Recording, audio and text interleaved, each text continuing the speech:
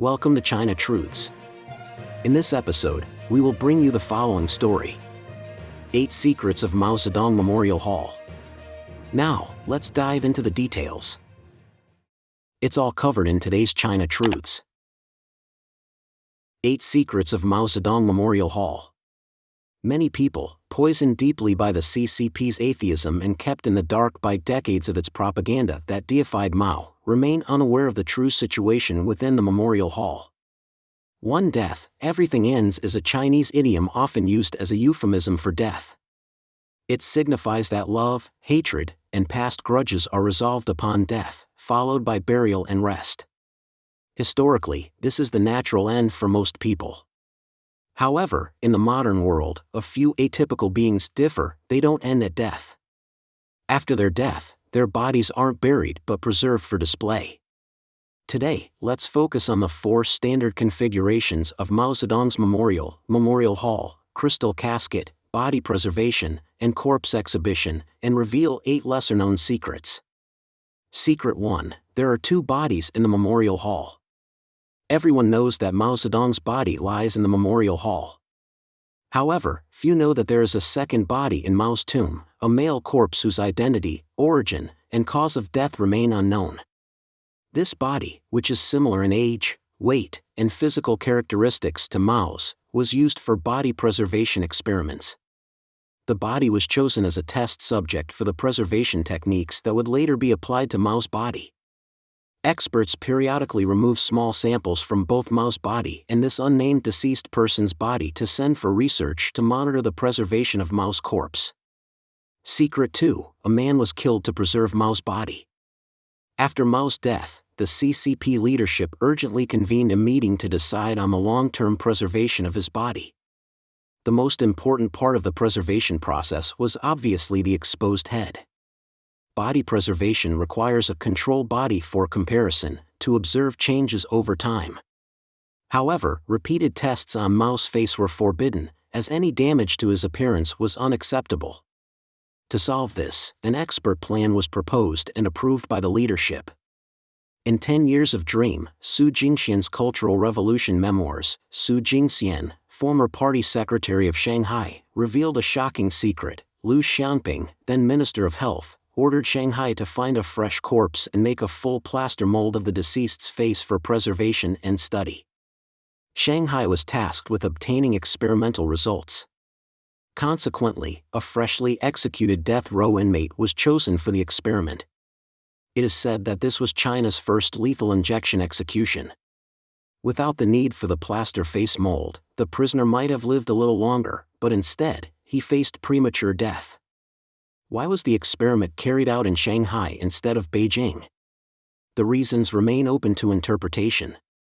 Secret 3: Mao's body was dissected. Initially, Mao's body was placed in a preserving solution in the underground surgery room of the Chinese military's 301 hospital.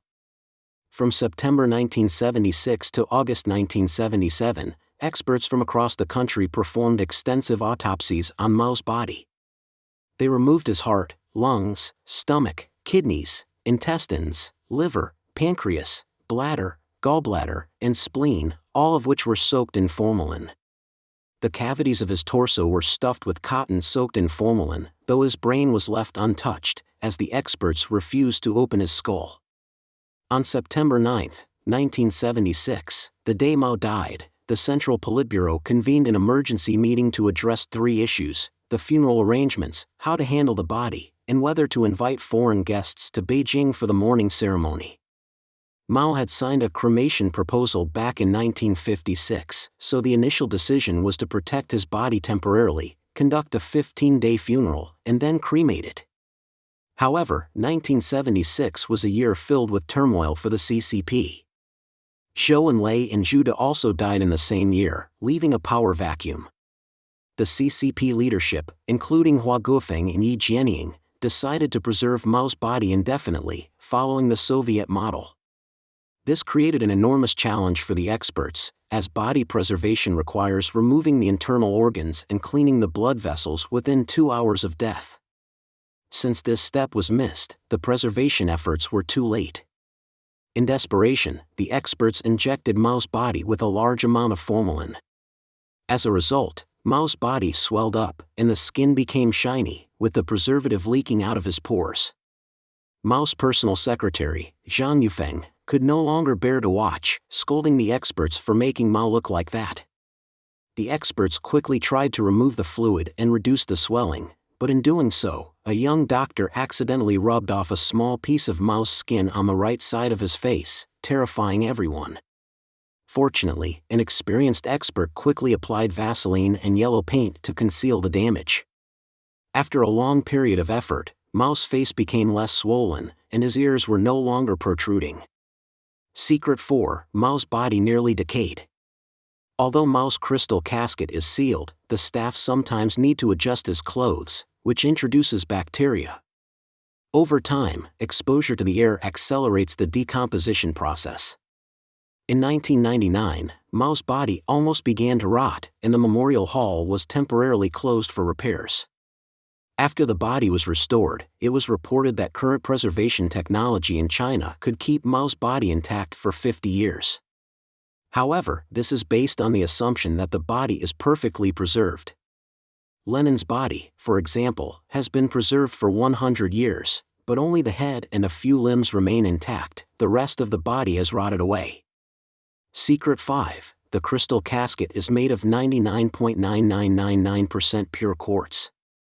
The crystal casket, one of the main features of body preservation, was crafted from quartz from Donghai County in Jiangsu, the best natural crystal production area in China.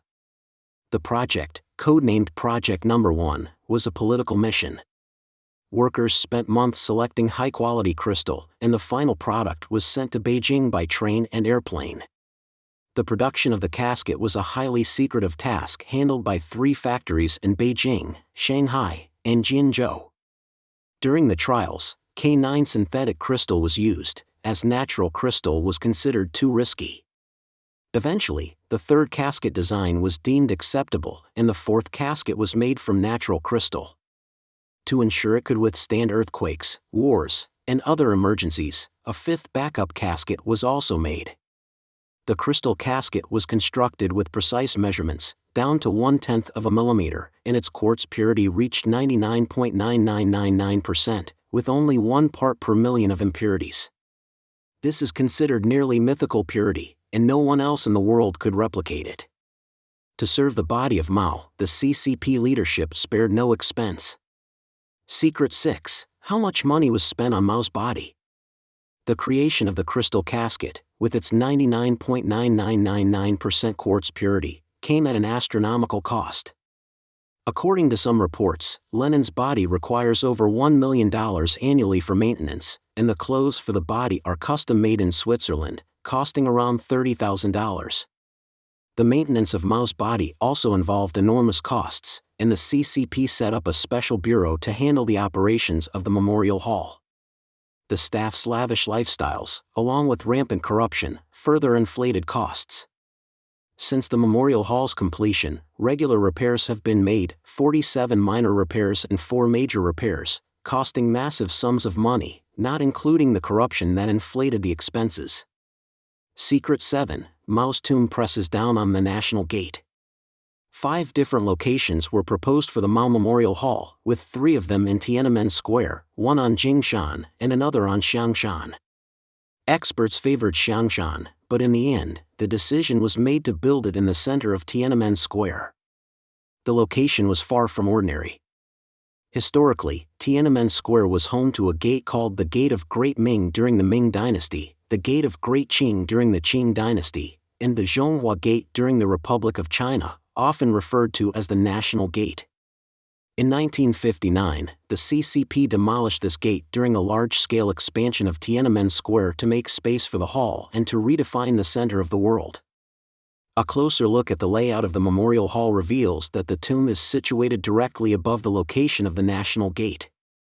In a subtle but politically profound sense, Mao's Memorial Hall is seen as the grave of the nation. Secret 8: The Memorial Hall serves as a ghost house. Mao's memorial is often referred to by some dissidents as a ghost house, a term suggesting that his body serves as a repository for the CCP's spirits, used to prop up the ideological control of the regime. A report in Xinhua News quoted a visitor to the hall: "Mao Zedong is dead, but his body is like a graven image made to protect the CCP from history's revenge." Those who visit the hall are given a special experience. By paying their respects to Mao's body, they engage in a symbolic participation in the political ideology he represents. In this sense, the hall isn't just a monument to the past leader but also serves as a reminder of the lasting control the party exerts over Chinese society.